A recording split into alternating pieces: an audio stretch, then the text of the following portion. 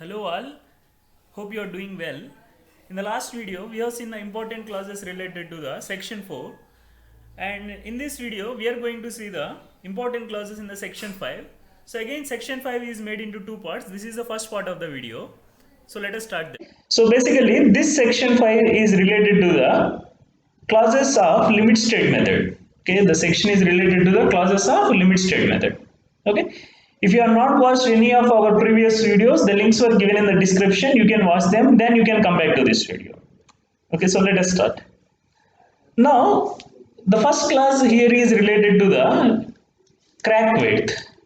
Okay, first clause is related to the crack width. And you know that in the limit state method, there are two criteria. First one is the criteria of collapse, that is limit state of collapse, and second one is the serviceability criteria. Okay, there are two criteria for which we do the design. One is the collapse and second one is the serviceability. Now, as per this class, whenever you are designing, okay, whenever you are designing a building, or else whenever you are designing a member, the crack width, the surface width of the crack, the surface width of the crack, that means suppose this is the beam like this, and this is the bottom of the beam, and here a crack is generated, suppose. Okay, here on the surface a crack is generated. Internally whatever the cracks are there, that is unnecessary for us, but whatever the crack is there on the surface, its width should not exceed 0.3 mm. Okay, its width should not exceed 0.3 mm, and this should not exceed 0.3 mm where cracking is not harmful. Okay, where cracking is not harmful. So whatever the crack is there here, if it is not harmful to the member, then it can be 0.3 mm. And one more condition is, and does not have any adverse effect upon the preservation of reinforcing steel. That means whatever the 0.3 mm crack generated here, that should not show any effect on the reinforcement. Okay, so if the cracking is not harmful and if there is no problem to the reinforcement, then crack width can be maximum how much? 0.3 mm. So now this kind of exposure we can call like mild exposure. In the section 2 of this videos, I told you what is mild exposure. Suppose if the concrete is there, it is completely sheltered. Okay, the concrete is there, it is completely sheltered, and there is no aggressive condition. There is no concrete, doesn't have any contact with water, and concrete is sheltered, and there is no external exposure to the concrete. In such cases, we call as mild exposure. So if the concrete is sheltered, whether cracking will be harmful to the concrete? No. So in such case, what can be the maximum crack width? 0.3 mm. Then in members where cracking in the tensile zone is harmful. Okay, previously it was which is not harmful, but now it is harmful.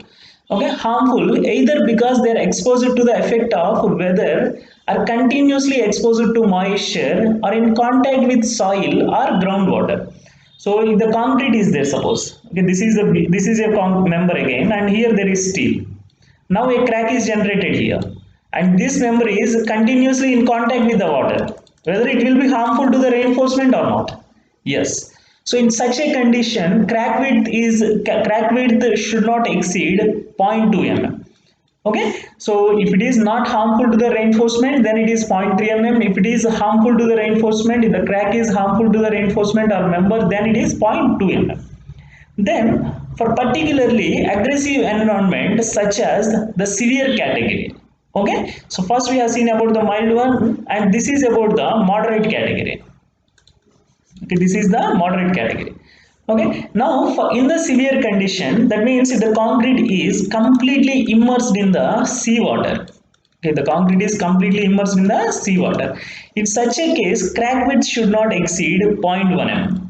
If the concrete is immersed in normal water, that is the moderate condition, their crack width should not exceed 0.2 mm. But if the concrete is immersed in the seawater, then it is highly dangerous. It is highly in the dangerous situation. So in that case, crack width should not exceed 0.1 mm. Okay, so remember these three things again. In the mild condition, crack width should not exceed 0.3 mm. For the moderate condition, crack width should not exceed 0.2 mm. And in the severe condition, crack width should not exceed 0.1 mm. Okay, then next class is related to the characteristic load. Okay, next class is related to the characteristic load.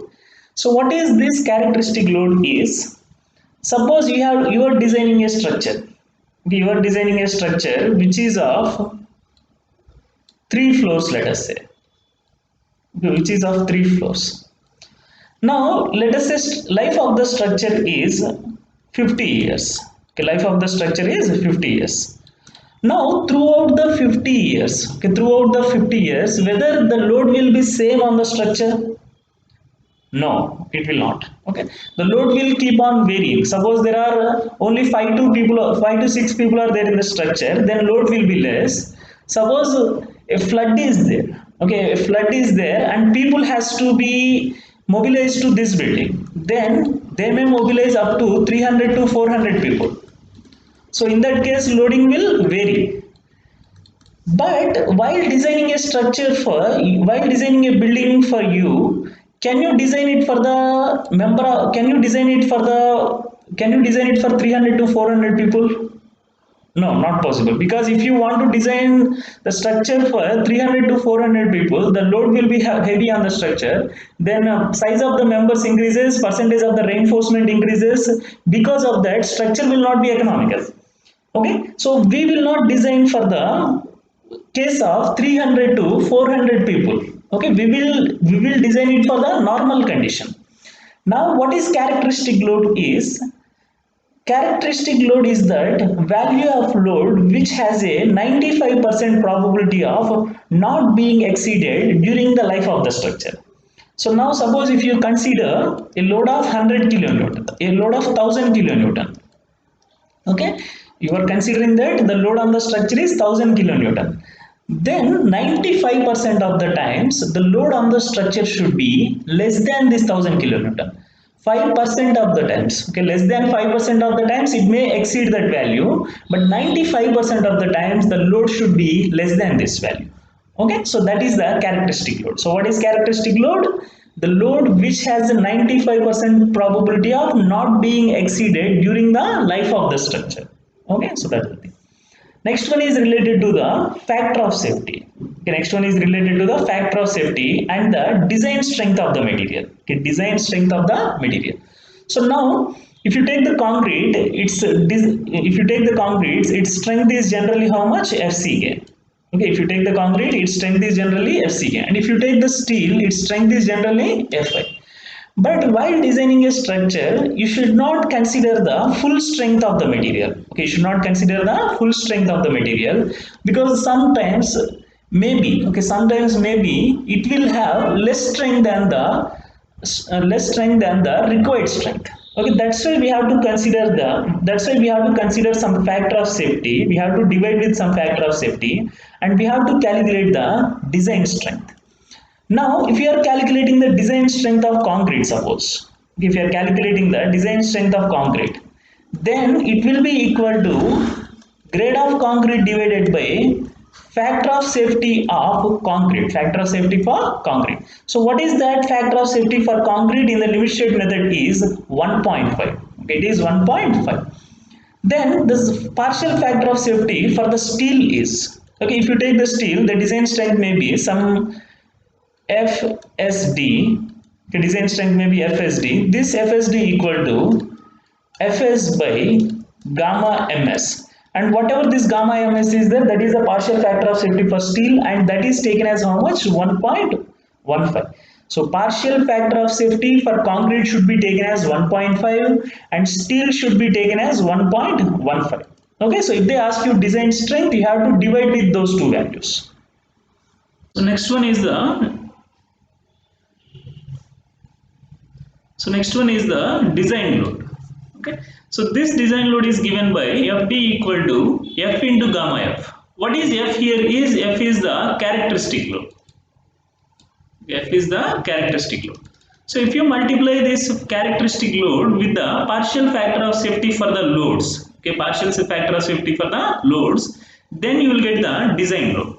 Okay, that means already you know the dead load and imposed load. Okay, already you know the dead load and imposed load. Okay, suppose dead load is 200 units, let us say. Okay, imposed load is 100 units and wind load is 150 units. Okay, like this they are. Okay, so now how to determine the design load? Okay, these three are the loads given, these three are the characteristic loads. Now I have to determine the design load. So how to determine that is, first check the combinations here. Totally there are three combinations, so you have to use all these three combinations. What is the first combination? Dead load plus imposed load. Dead load plus imposed load combination. So now when you consider this, you have to multiply with the factor of safety of 1.5. So 1.5 into 200 plus 100. So that will be equal to how much? 450 units.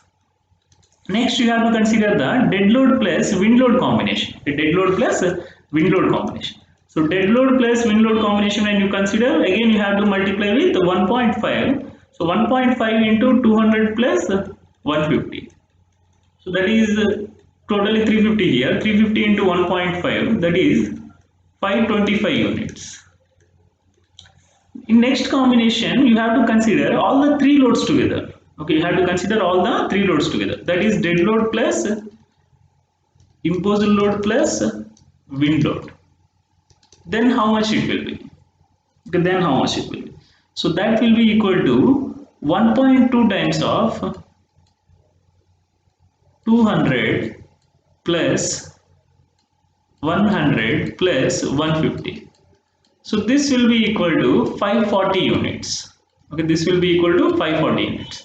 You don't need to worry about the limit state of service good here, because design load will be always higher for the collapse condition. Okay, design load will be always higher for the collapse condition because the factor of safeties are higher here. Okay, so here among these three, okay, among these three combination, this is the first combination and this is the second combination and this is the third combination. So whichever is higher, that has to be used as the design load. That has to be used as the design load. Now you can see that a factor of 0.9 is given here. Okay, in the limit state of collapse, in the combination of dead load plus wind load, for the dead load, factor of safety of 0.9 is given. So if you remember, while discussing the clauses in the section 3, okay, while discussing the clauses in the section 3, I told that whenever the dead load acts as the resisting force, okay, whenever the dead load acts as the resisting force, it has to be multiplied with the 0.9. Okay, it has to be multiplied with the 0.9. So in that condition, you have to take like 0.9 into wind load, 0.9 into dead load plus 1.5 times of the wind load. Okay, 1.5 times of the wind load. Okay, so if the dead load act as the resisting force, then you have to take like 0.9 here. If the dead load is not acting as the resistant force, then you have to take as a 1.5. Okay, that's why they have given two values here. The next class is related to the redistribution of moments. So this concept of redistribution of moment is related to the plastic analysis. It is related to the plastic analysis. Now, because of this redistribution of moments, advantage is the moments in the structure or else moment in the span reduces. Okay, moment in the span reduces. So remember that because of the redistribution of moment in the span reduces, as well as moment carrying capacity of the structure increases. Okay, moment carrying capacity of the structure increases. Now here the first clause is the elastic moment at any section in a member due to a particular combination of loads shall not be reduced by more than 30% of the numerically largest moment given anywhere by the elastic maximum bending moment diagram. So let us see what is this clause. So I am considering a continuous beam like this. I am considering a continuous beam like this which has 3 spans suppose. Now throughout the span we have applied the UDL like this. Okay, throughout the span we have applied the UDL like this. So now at the supports, at the end supports here, what will be the bending moment? It will be 0. Okay, here the bending moment is 0 and here the bending moment is 0. But at the interior supports, what will be the bending moment? It will be negative. Okay, at the interior supports, bending moment will be negative. Now at the middle span here, okay, at the middle span here, bending moment will be positive. So your bending moment diagram will be like this. Okay, now for the given structure, the bending moment diagram will be like this. So now here the maximum bending moment may be 100 kilonewton meter, here it may be 50 kilonewton meter, and here it may be some 45 kilonewton meter, and here bending moment may be 80 kilonewton meter, and here it is 70 kilonewton meter, and here it is 0. So like this the bending moment diagram is. Now what is numerically maximum elastic bending moment? That is 100 kilonewton meter. Okay, numerically maximum bending moment is 100 kilonewton meter.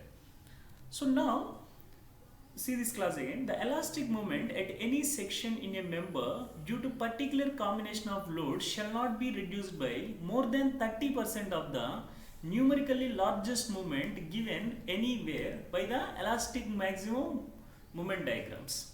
Okay, so now at no section, you take at any section, the moment values should not be reduced by. Okay, you take at any section, the elastic moment value should not be reduced by 30% of the numerically maximum bending moment. 30% of the numerically maximum bending moment. So here 30% of 100 means 30 kilonewton meter.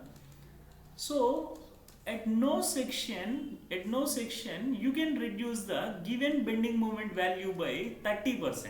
Okay, at no section you cannot reduce the given bending moment value by 30% of numerically highest value. So that means here if it is 80 kilonewton meter, by redistribution you can make it to 50 kilonewton meter, but you should not make it to less than 50 kilonewton meter. Similarly here it is 50 kilonewton meter, you can reduce it to maximum 20 kilonewton meter, but you cannot make a value less than that.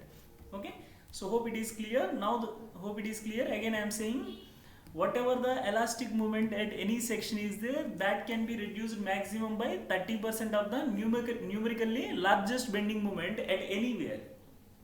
Okay, then next class, in the structures in which the structural frame provides the lateral stability. Okay, structural frame provides the lateral stability. Structural frame provides the lateral stability means structure is designed in such a way that it resists the wind loads. Okay, structure resists the wind loads. So if the structure is resisting wind loads, the frame is resisting what? Lateral stability. Okay, then structure provides the lateral stability. The reduction in moment allowed by condition 37.1.1c, that means this condition, shall be restricted to 10% for structures over 4 stories in height. Okay, so now if this structure has greater than or equal to 4 stories, suppose, okay, the structure have greater than or equal to 4 stories. So in that case, the bending moment, the elastic bending moment cannot be reduced by more than 10%. Okay, so this clause is applicable only when the structural frame provides the lateral stability and if the building is more than 4 stories in height. Otherwise, if it is less than 4 stories in height and if it is not providing the lateral stability, then you will take it as how much? You will take it as 30%. Okay, see the next class, clause number 38.1. These clauses are assumptions of limit state of flexure. Okay, assumptions of limit state of flexure. Okay, now the first assumption is plane sections normal to the axis remain plane after bending. Okay, plane section normal to the axis remains plane after bending. So what is this is, suppose consider a beam like this. You consider a beam like this. Now in the beam I am considering 2 sections which are like this. Okay, in the beam I am considering 2 sections which are like this. Now after bending, okay, after bending what happens is,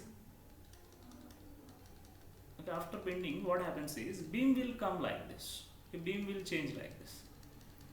So now whatever the sections are there, they will be changing like this. Okay, whatever the sections are there, they will be changing like this. Now after changing, okay, so before bending they are straight like this. Now after bending also they will be straight in nature. Okay, there will be straight in nature.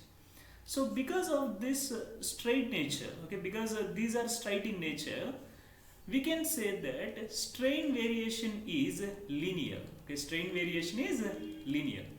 So this clause is very important. This assumption is very important. Asked in many exams number of times. So what is this? Plane section normal to the axis remains plane after bending.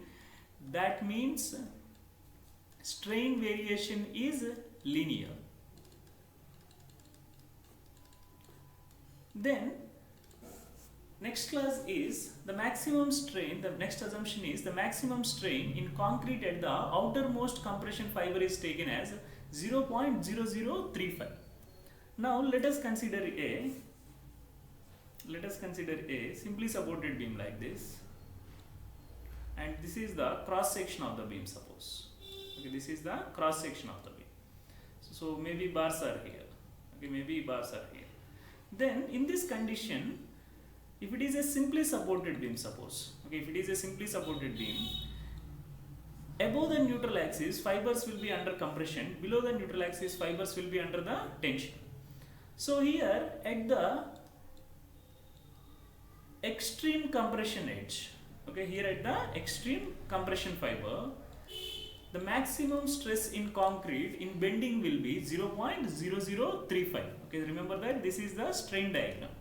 Okay, so the maximum strain at the extreme fiber in compression will be how much? 0.0035. Okay, then area of stress block equal to 0.36 FCK into XU. Okay, area of stress block. What is that area of stress block is? In the limit state method, this is the area of stress block we consider. This is the stress block we consider. So now if you determine the area of the stress block, then it will be obtained as 0.36 FCK into XU. Okay, so what is the area of stress block? 0.36 FCK into XU. So why it is 0.36 FCK XU? If you want to know that, I have made another video on this, and that link was given in the description. You can watch that. Okay, but just remember now, for the sake of explanation, I am just saying that area of stress block is 0.36 FCK XU.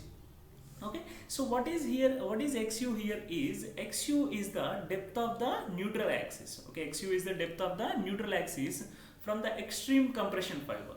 Okay, so suppose total depth, okay, total effective depth of the section is D, then XU is the depth of the neutral axis from the extreme compression fiber. Okay, so what is the area of the stress block here? 0.36 FCK into XU. Then next assumption is the tensile strength of the concrete is ignored. Okay, tensile strength of the concrete is ignored. So if you take the concrete which is in the tensile zone, it will also carry some tensile stresses. Okay, it will also carry some tensile stresses. But whatever the tensile strength of the concrete is there, that will be ignored, and total tensile stresses will be resisted by the steel only. The total tension will be resisted by the steel only. Okay, so whatever the tensile strength of concrete is there, that is ignored here. Next one, the maximum strain in the tension reinforcement in the section at failure shall not be less than Fi by 1.15 ES plus 0.002. Let us see what is that. So this is the stress strain curve of the steel.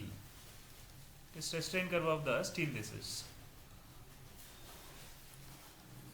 So now, in order to get the yield stress, okay, in order to get the yield stress, what we have done is, we have drawn an offset at the strain of 0.002. Okay, at the strain of 0.002, we have drawn an offset like this. Then, whatever the stress obtained at this point, that we have taken as the yield stress. Okay, whatever the stress obtained at this point, that we have taken as the yield stress. But for the design purpose, what we have done is, we have taken a factor of safety of 1.15. Okay, so our design stress is how much? Fi by 1.15. Okay, then what is the strain at this stress? Okay, what is the strain at this stress? What is the strain at this stress? Okay, so this is the strain. So now what is this strain? Okay, what is this strain? So up to this, the strain is how much? 0.002. Then what is this additional value is? Now here, whatever the slope of this line is there, okay, whatever the slope of this line is there, that is taken as what? ES. Okay, slope of this line is taken as ES. Okay, so here this strength by this slope, okay, this strength by this slope, that will give us the value of this. Okay, so what will be that value? Fy by 1.15 es. So what will be this total value now? 0.002 plus Fy by 1.15 es. Now what happens beyond this strain is steel starts yielding. Okay, what happens beyond this point is steel starts yielding. So if the steel starts yielding, what is the advantage to us? That will be a ductile failure. That means it gives us the warning before the failure. Okay, so you know that in the limit state method we always design the under reinforced section. So the purpose of designing the under reinforced section is to observe the failure, to observe the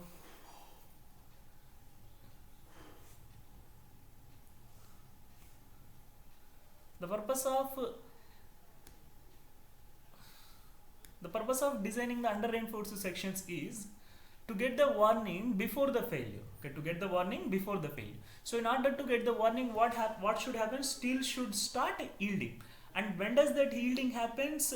If the strain is greater than 0.002 plus Fy by 1.15 es. Okay, so see this class now. The maximum strain in the tension reinforcement in the section at failure, okay, in the section at failure shall not be less than this value, Fy by 1.15 es plus 0.002. Then only we will get which type of failure? Ductile failure.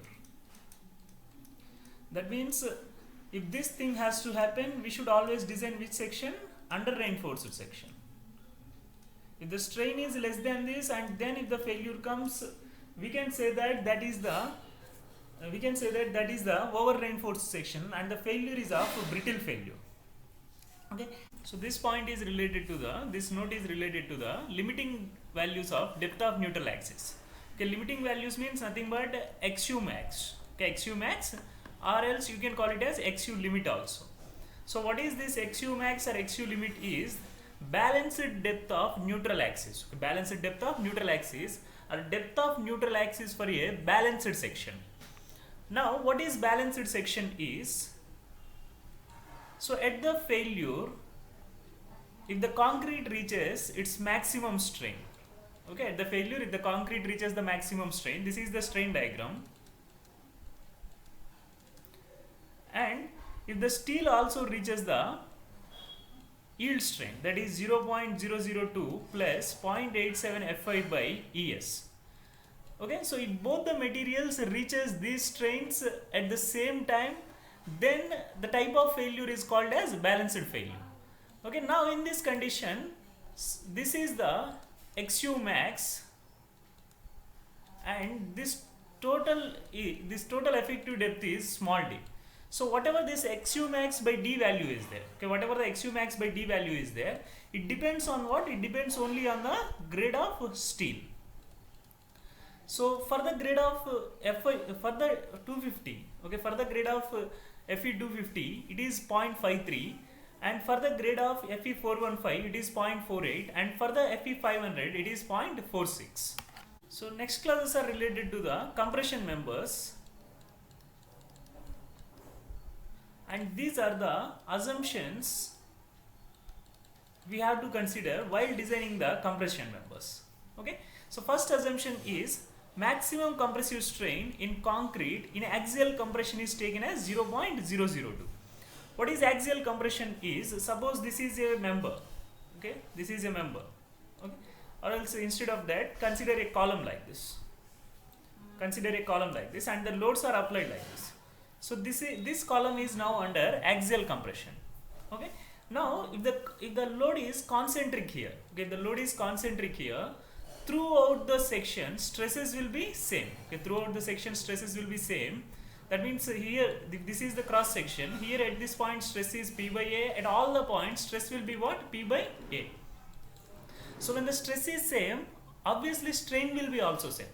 Okay, so this is the stress diagram and this is the strain diagram. So now the point is, at all the points, okay, at all the points strain will be same, and that strain is 0.002. Okay, so in pure axial compression, maximum strain is how much? 0.002.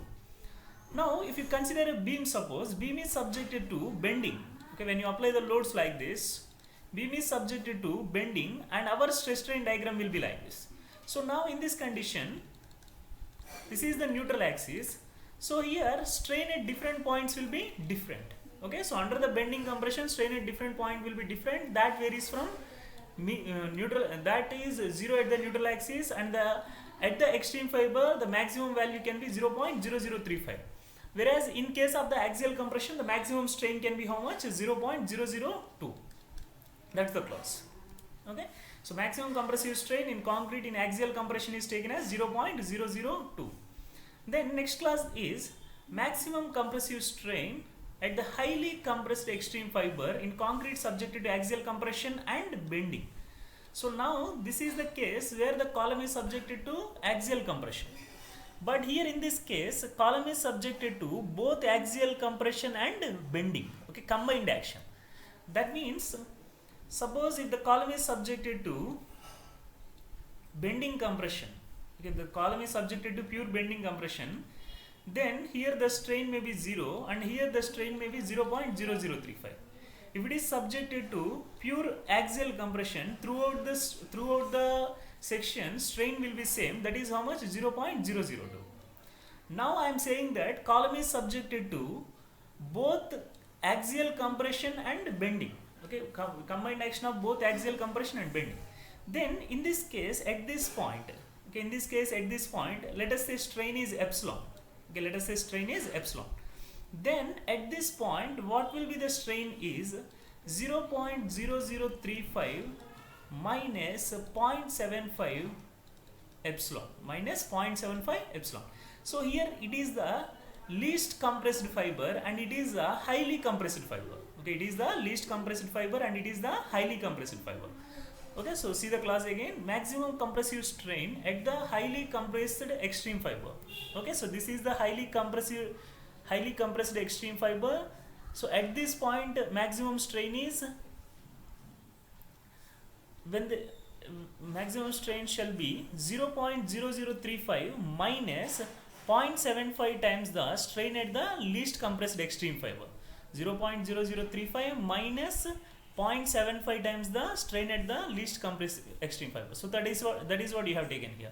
So at the least compression fiber strain is epsilon. So at this point strain is 0.0035 minus 0.75 epsilon. So these are the two assumptions of the we have to consider while designing the axial compression members. So these are some of the important clauses in section 5, and the remaining clauses of section 5 we will see in the next video. If you like our video, please share it to your friends, and you can subscribe to our YouTube and Telegram channel. The links were given in the description. Thank you.